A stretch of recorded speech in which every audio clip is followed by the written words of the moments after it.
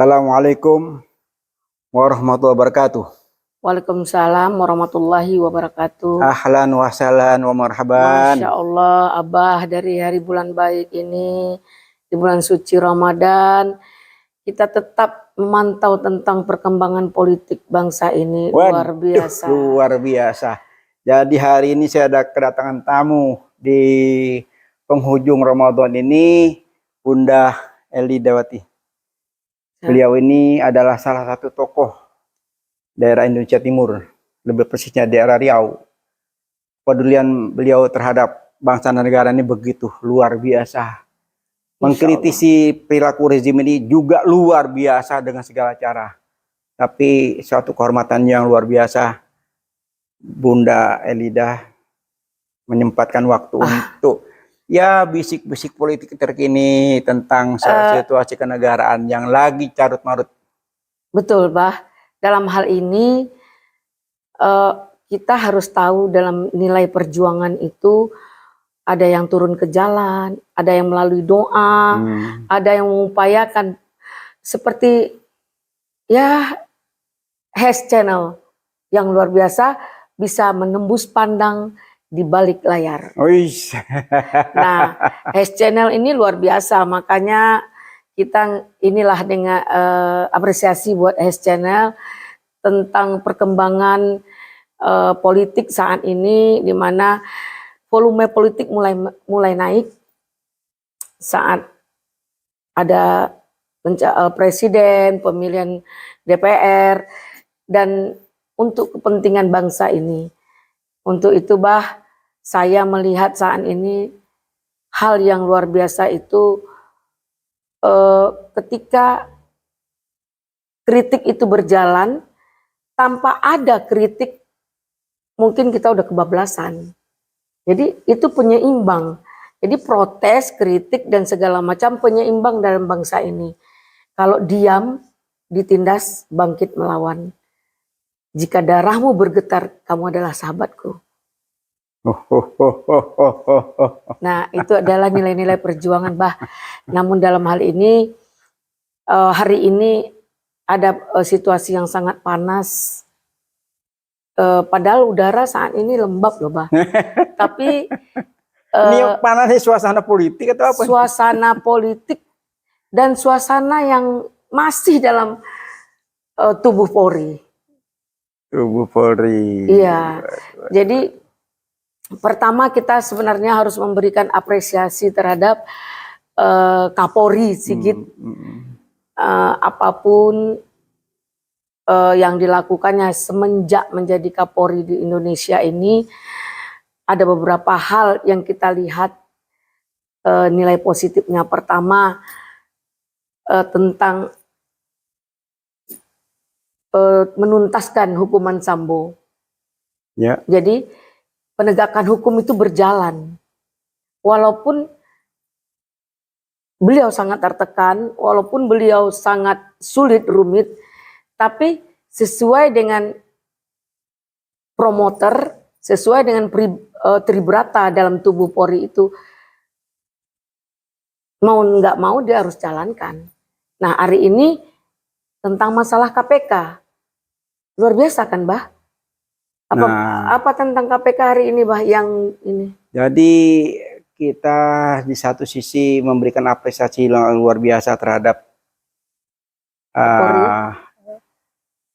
Kapolri Pak Sigit. Satu sisi kita juga prihatin ya terhadap pemimpin negara ini. Di mana beliau berada? Carut marut. Ya, carut marut ini sebetulnya kalau beliau itu sebagai kepala negara bisa tuntas dalam hitungan detik. Tidak berkepanjangan seperti saat ini. Jadi sekarang ini kita sudah prihatin dengan kasusnya Muldoko kemarin, TNI jadi pecah belah.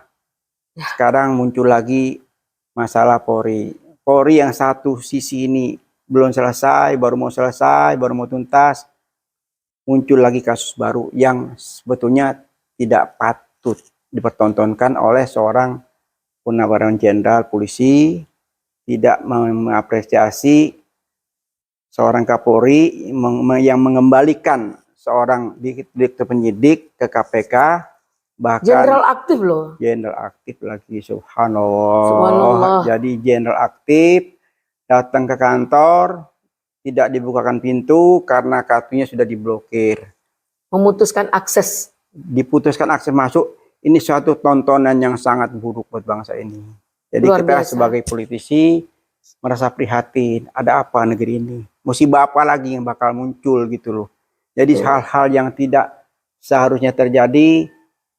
Hal-hal yang tidak masuk akal terjadi. Contoh seperti kasus Sambo, seorang jenderal bintang 2 bisa menghabisi anak buah sendiri. Selesai alhamdulillah dengan segala macam polemik, dengan hiruk pikuknya sekian lama, kita habis energi kita ke situ. Seperti sinetron. Waduh, yang luar berjilid-jilid. biasa hiruk pikuknya, tapi alhamdulillah dengan gigihnya beliau berdiri, di dalam perjalanan muncul lagi kasus jenderal lagi yang menjadi pedagang narkoba. Subhanallah. Jadi kita sebagai putra bangsa ini merasa sedih, galau, gelisah. Kenapa kok jenderal, mantan jenderal, TNI, Polri, kok mereka kok tidak memberikan contoh yang baik buat rakyat ya? Dengan keegoan dan kepentingan pribadi dan kelompok mempertaruhkan marwah bangsa. Iya, contoh dalam penegakan sederhana. hukum, dalam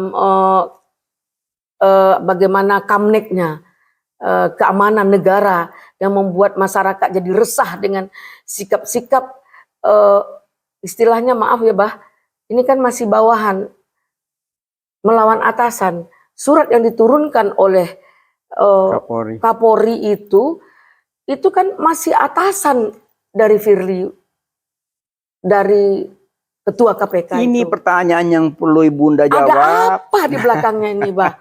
Nah, saya bukan nggak mau menjawab, Bah. Ini ranahnya luar biasa, Bah. Ini mengerikan. Sebetulnya gampang. Ini semua orang udah tahu siapa, ada di belakangnya, semua orang udah tahu. Ya, jadi Bah. ada satu kandidat ya, yang memang tidak boleh ikutan gitu loh. Padahal akan beliau dicekal gitu, Bah. Jadi beliau ini cucu pendiri bangsa. Beliau ini anak anak negarawan. Bapaknya juga dia. Jadi kemampuannya semuanya sehingga ada padanya. Nah, tapi di satu sisi di pihak sebelah tidak menghendaki. Jadi asal bukan Anies. Oh, ke sana perginya, Bah? Iya. Masya Allah. Asal bukan Anies. Jadi mereka berarti tidak suportif, tidak berani berkompetisi sehingga menghancurkan, menjatuhkan prestasi orang, reputasi. Nah, inilah akibat daripada ketua umum partai yang tersandra oleh kasusnya masing-masing. Kalau istilah saya itu orang yang umum. Itu orang yang punya beban sejarah. Begitu dia beban sejarah, sama rezim ini itu dipelihara baik-baik sehingga dia jadi anak manis. Begitu dia ngomong macam-macam, kasus Duren ya, langsung tiarap. Begitu dia muncul lagi, kasus Kutan ya, dia tiarap. Muncul lagi nih, hati-hati lu, mana kasus KTP, tiarap lagi gitu. Nah, ini yang dipelihara sehingga ya manut semua.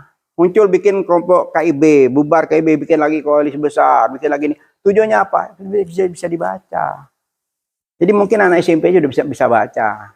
Jadi nggak usah elit politik atau politikus ulung bisa membaca petasi. Jadi terbuka. Bagaimana buruknya perilaku politisi kita. Contoh sederhana sekarang. Yeah. Jabatan menteri belum selesai. Rebutan jadi ketua PSSI. Jabatan menteri belum selesai. Rebutan mau jadi capres, mau jadi wapres. Jabatan menteri belum selesai. Udah acak-acak kemana-mana. Jadi rezim ini mau kemana? Jadi bangsa ini mau dibawa kemana? Masih lama katakan pemilu ke depan. Tapi dari kemarin-kemarin sibuknya setengah mati mewacanakan diri, mempromosikan diri mau jadi presiden. Di satu sisi saya bukan memuji, ya. Ini kenyataan. Anies Rashid Baswedan orang yang rasional. Dia tidak pernah mempromosikan diri mau jadi presiden. Dan dia juga tidak pernah mempromosikan dia mau jadi gubernur. Luar biasa. Ya. Beliau mendapat blessing. Blessing yang waktu itu kasus Ahok. Oh. Beliau blessing dapat anugerah menjadi gubernur. Sekarang dapat lagi yang keduanya. Orang nggak tahu. Apa mudah? Blessingnya Anies Rashid Baswedan ini. Sehingga namanya makin Kalau saya hebat. lihat, Bah, saya apakah dia lolos nggak lolos, tapi saat ini saya mungkin sepakat ibu emak-emak se-Indonesia dengan figurnya Anies ini kita sangat tertarik, Bah. Bunda tahu nggak siapa yang mempromosikan beliau sehingga makin terkenal? Kesabarannya, Bukan itu. Ada orang yang berbuat buruk terhadap dirinya, tapi berbalik menjadi kebaikan buat dirinya. ya itu, Bah, kesabaran. Firly tadi.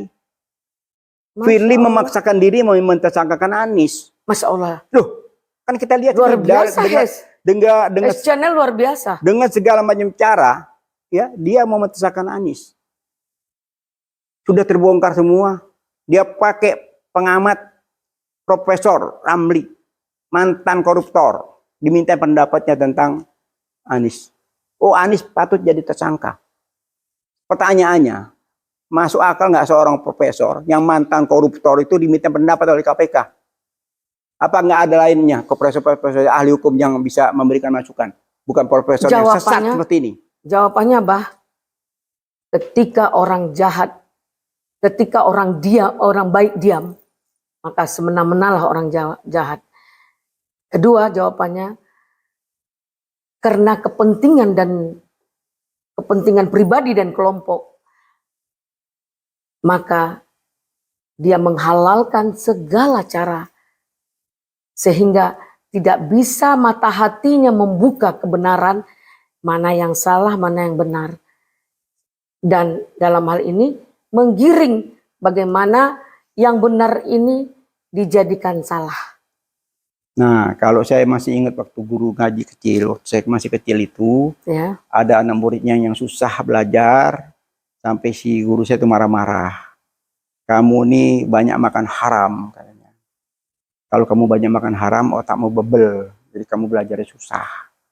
Nah, jadi kalau kita lihat sekarang ini, karena tokoh-tokoh kita ini sudah terlampau banyak makan uang haram, berlipat dengan uang haram, jadi mereka menghalalkan segala cara. Itu dia, Bah. Kalau ada istilahnya gini, Bah. Kenapa kita ini bermasalah? Katanya kita ini lahir dari tanah. Asal dari tanah, kembali ke tanah. Jadi kalau orang yang bermasalah dari tanah sengketa dong, Bang.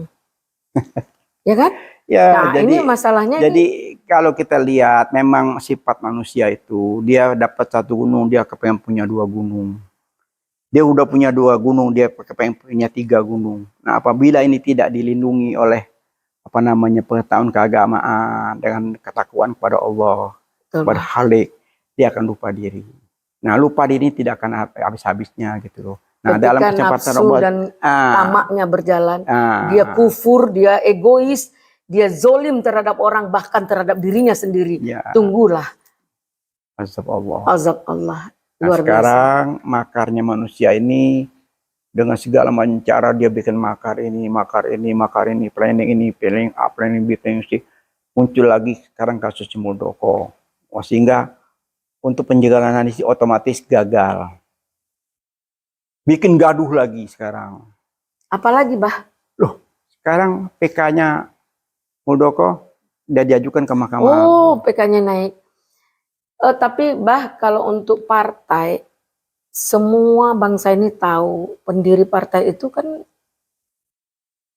ya, memang Pak betul. SBY. Memang betul, ini suatu hal yang aneh dan lucu. Jadi waktu itu tahun 2018 saya juga pernah ditawarkan bahwa ini ada kesempatan nih siapa yang mau jadi presiden asal ada punya modal. Abah pengurus nggak?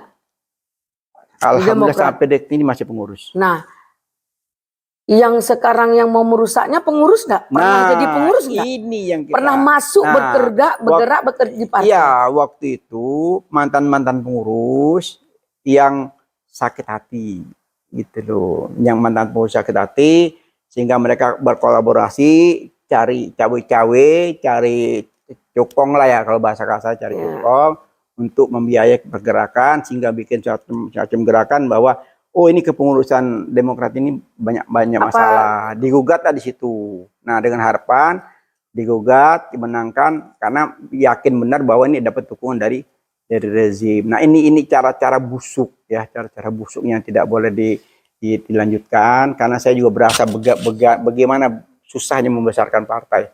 Partai Amanat Nasional itu sih ada di dalam. Dari mulai 98 kita merintis, mulai deklarasi dari kota ke kota sampai kita deklarasi di ibu kota, itu bukan hal yang gampang. Jadi tidak ujuk-ujuk tiba-tiba jadi.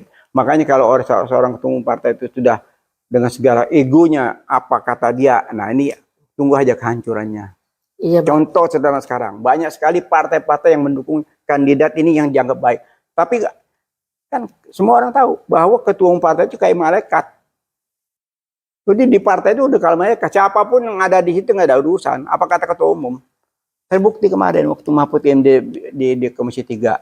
iya itu dia. Kan jelas kan, Pak Bambang Pacul, coba sukseskan itu undang-undang perampasan aset negara. Aset negara coba sampaikan. Apa Bambang Pacul bilang? Bapak salah, bukan saya. Loh, Ibu Mega, ketua umum partai yang punya hak untuk itu. Kita di sini kan cuma diperintah. Ini bukti konkret bahwa apa yang saya katakan tadi, ketua umum partai itu bagaikan malaikat yang ada di partai. Apapun A, B, C, D semua keputusan di tangan ketua umum partai. Karena yang harus dilakukan sementara anggota pengurus yang lain menganggap ketua partai itu malaikat. Iya seharusnya. Seharusnya dia juga partai itu didirikan kan menampung aspirasi konstituen semua pengurus. Demi kesejahteraan rakyat. Tapi kalau sudah semua aspirasi itu sudah tidak didengar, mereka kong kali kong antar ketua umum partai, itu saat ini terjadi. Ini yang saat ini terjadi kan seperti itu. Orang mau ngomong apa? Lu siapa? Jadi, saya berani menyatakan di sini, partai yang dibangun kita sangat senang karena perjuangan pengurus di partai itu semua anggota dan pengurus perjuangannya luar biasa, membangun partai agar lebih baik. Nah, sekarang panutan partai anggota dan pengurus itu ke partai adalah ketua yang dianggap ketua seperti malaikat. Ini contoh ya. Kenapa saya bilang? Iya, kenapa saya bilang ketua umum sebagai kayak malaikat ya. Mau jadi anggota DPR, tanda tangan ketua umum. Ketua partai. Mau jadi anggota DPD, DPRD, ketua partai. Mau jadi wali kota, ketua partai. Mau jadi bupati, ketua partai. Mau jadi presiden pun sama. Ketua partai yang tanda tangan. Begitu ketua partai tidak tanda tangan, nggak bisa mencalonkan. Nah disitulah sebetulnya yang terjadi de facto. Kita ini dikuasai oleh 9 partai besar. Partai yang ada saat ini yang berkuasa itu. Bukan 9 naga ya Pak? Bukan 9 naga, 9 ketua umum partai. Ini yang mengatur negeri ini. Carut-marut negeri ini mereka yang bertanggung jawab. Tapi kan dimainkan oleh belakang layarnya Pak. Nah itu tadi. Politik bisik-bisik, terus intip-intip, risik-risik yang di belakang layar yang konon kabarnya pemerintahan itu dari orang-orang istana gitu Bah.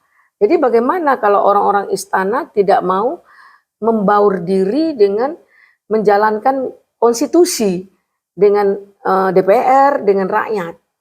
Apakah negara ini akan bisa berjalan dengan baik?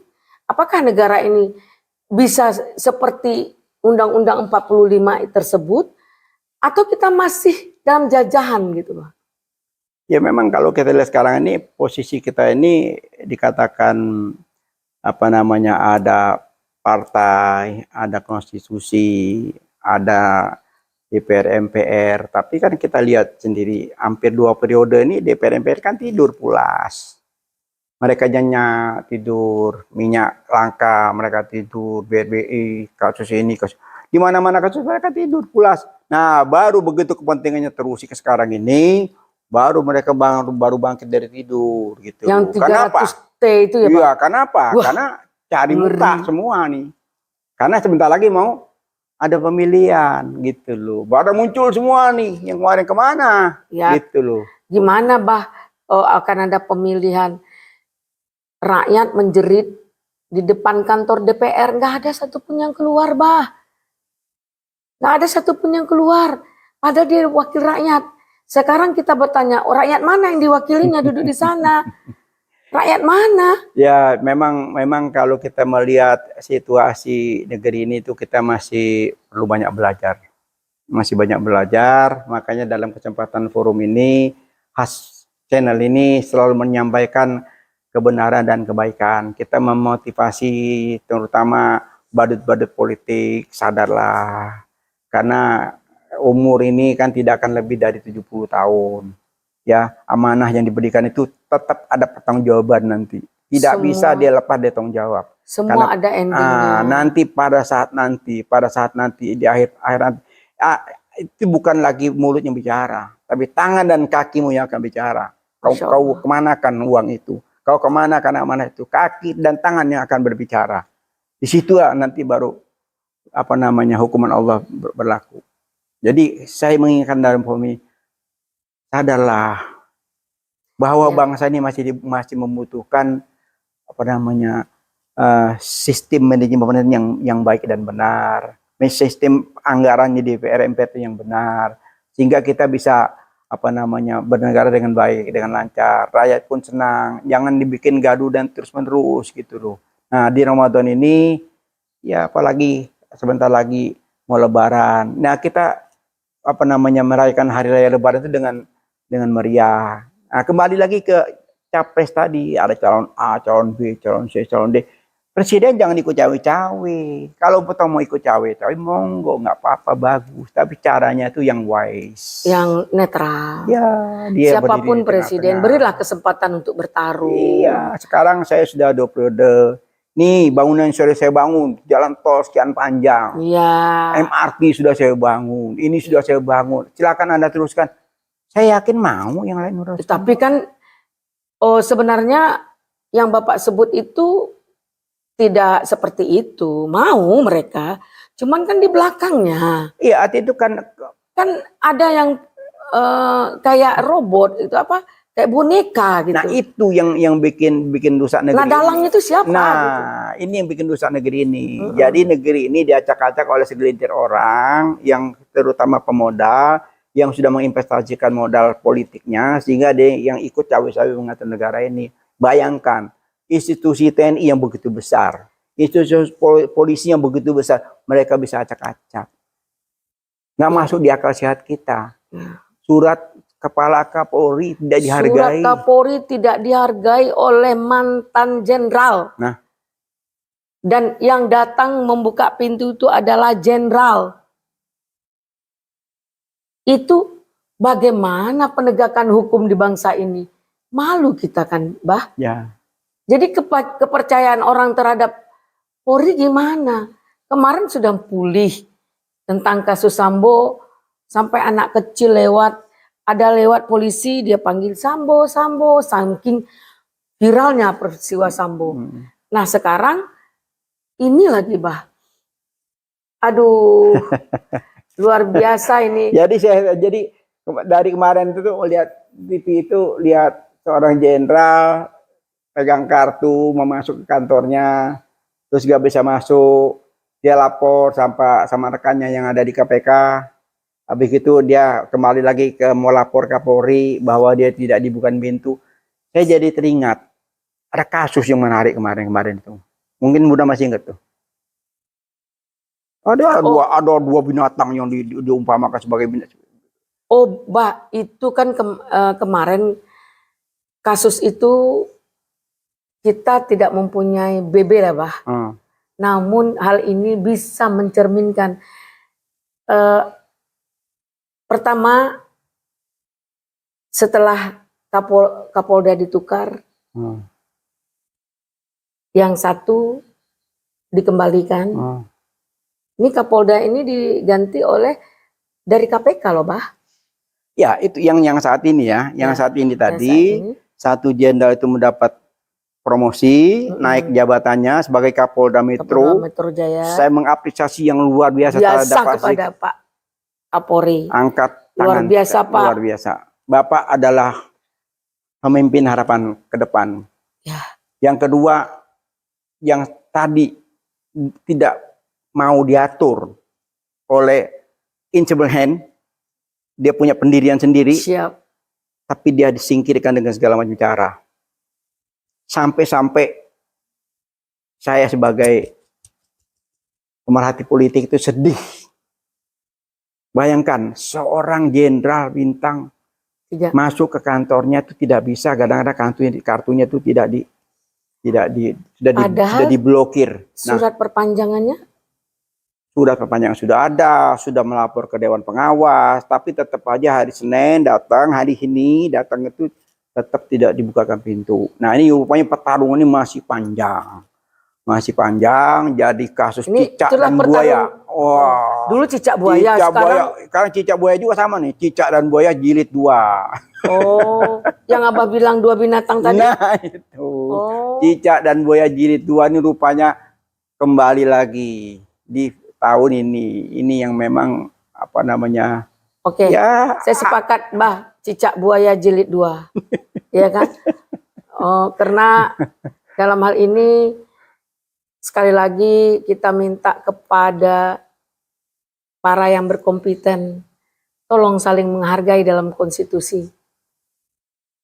Ini negara, bangsa ini butuh dalam kepastian hukum, butuh dalam tentang tupoksi masing-masing sebagai penyelamat bangsa, tupoksi masing-masing dalam menjalankan kaidah-kaidah dan norma-norma di bangsa ini untuk kepentingan rakyat, bukan untuk kepentingan pribadi dan kelompok. Jadi sekali lagi kita sampaikan, adanya pemimpin karena adanya rakyat. Adanya pemimpin, ada pendamping pemimpin, ada institusi lain. Kalau pemimpin merasa lebih dari Firaun, tunggulah kehancuran. Ya Allah, jadi memang kita berharap ya di Ramadan ini Allah memberikan rahmat ya. Pemimpin kita ini Allah berikan taufik dan hidayahnya. Amin. Pada beliau sehingga beliau kembali ke jalan yang benar. Di Ramadan ini selesaikan semua masalah. Jangan lagi ada kegaduhan di negeri ini. Iya, Pak. Gitu. Sebenarnya kuncinya pemimpin kita ini sebenarnya hebat, tapi tidak bijaksana. Iya, jadi negara yang baik, rakyat yang baik, bangsa yang baik itu dipimpin oleh orang yang bijaksana, yang baik. Nah, kalau orangnya tadi memang kurang baik, ya segeralah berbaik-baik. Jangan lama-lama. Segeralah berbaik-baik. Karena terlampau banyak sudah kritikan, saran, ada yang masuk bui, ada yang meninggal di bui, udah itu kita menjadi catatan sejarah gitu ya. Mudah-mudahan ke depan ini dengan Pilpres 2024 ini betul-betul terselenggara dengan baik. Saya sekali lagi mengapresiasi Anies Rashid Baswedan, bukan orang yang ambisius menjadi presiden. Bukan sama sekali. Karena beliau tidak berambisi untuk menjadi presiden. Beliau hanya berambisi bagaimana membenahi negara ini.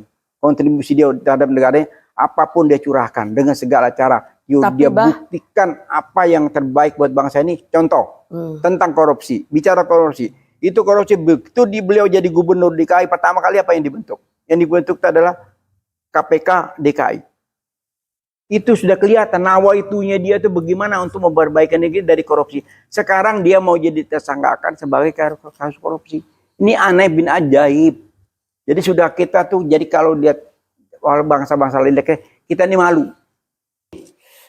Kembali ke Bunda tadi tentang apa namanya kehendak manusia dengan segala cara, dengan segala strategi. Mereka itu lupa. Di dalam Al-Quran sudah tersebut, wa makaru wa makarullah wallahu khairul makirin. Silakan manusia mau punya makar seperti apapun juga, ingat Allah itulah yang maha hebat membuat makar.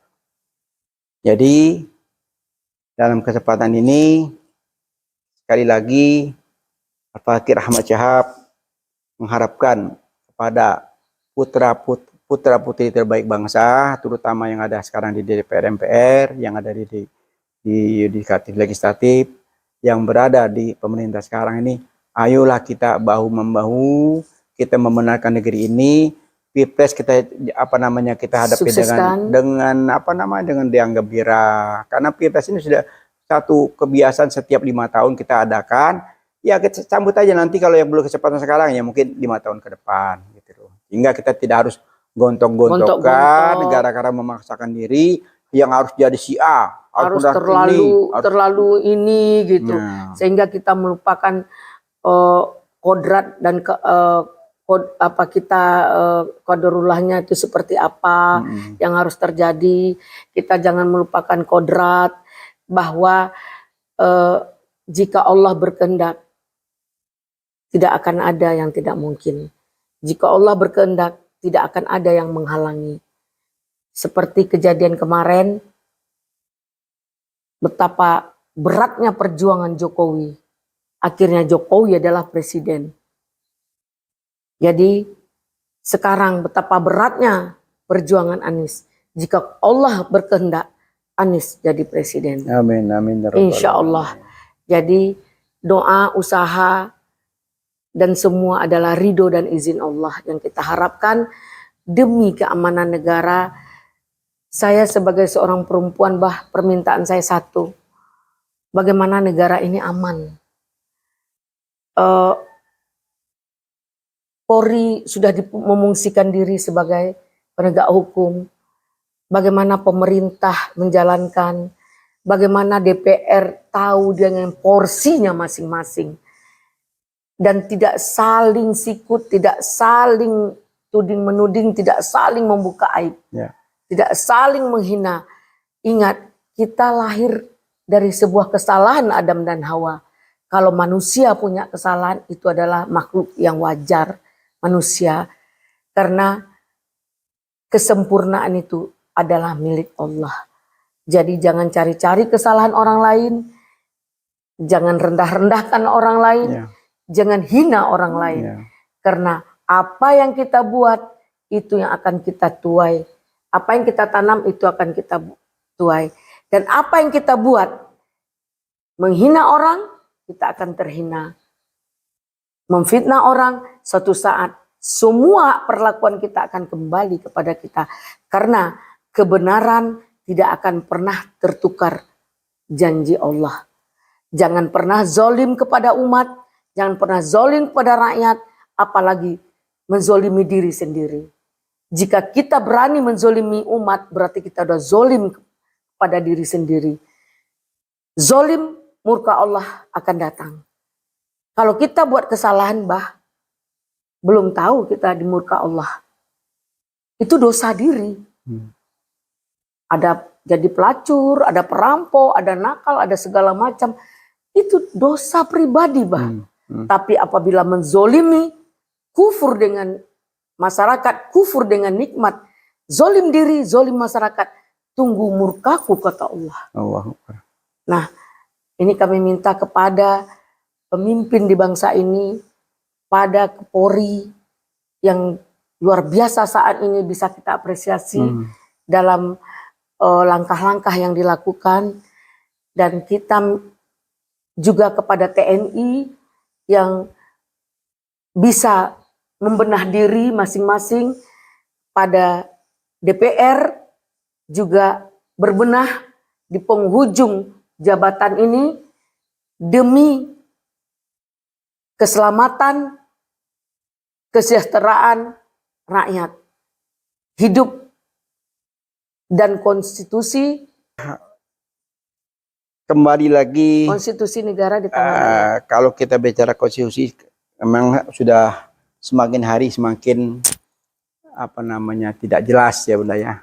Makanya dalam forum ke depan ini ya kita lupakan saja yang lalu. Siap, yang lalu biar berlalu, yang di depannya kita benahi. Bagaimana jadi sekarang kita menata? sudah terlanjur TNI dipecah belah, Polri dipecah belah, politisi dipecah belah. sama segelintir orang. Rakyat Nah, pecah belah. janganlah ini pecah belah ini makin hari makin menjadi.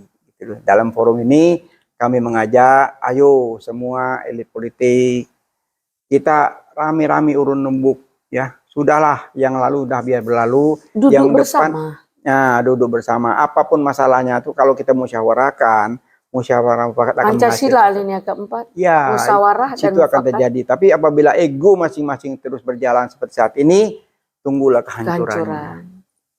Itu. Jadi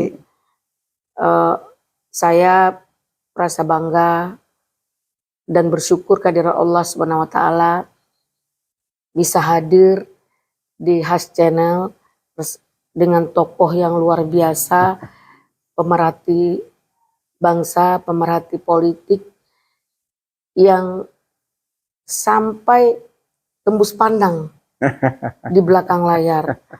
Namun sekali lagi batas kita untuk berbuat itu sangat pendek, batas kita. Batas kita untuk terlalu menceburkan diri sangat sulit. Jadi akhirnya kita seperti orang bermimpi. Ingin kesejahteraan, ingin kedamaian. Kepada siapa kita bertanya? Kepada siapa kita bermohon? Selain dari kepada Allah, tentu kepada orang-orang yang berkompeten yang harus membenah diri. Ingat, jabatan, umur, pangkat, harta, tahta tidak selamanya. Semua seperti roda berputar, satu saat Akan berhenti. akan terhenti karena rem itu dipegang oleh Allah. Disitulah ajalmu tiba.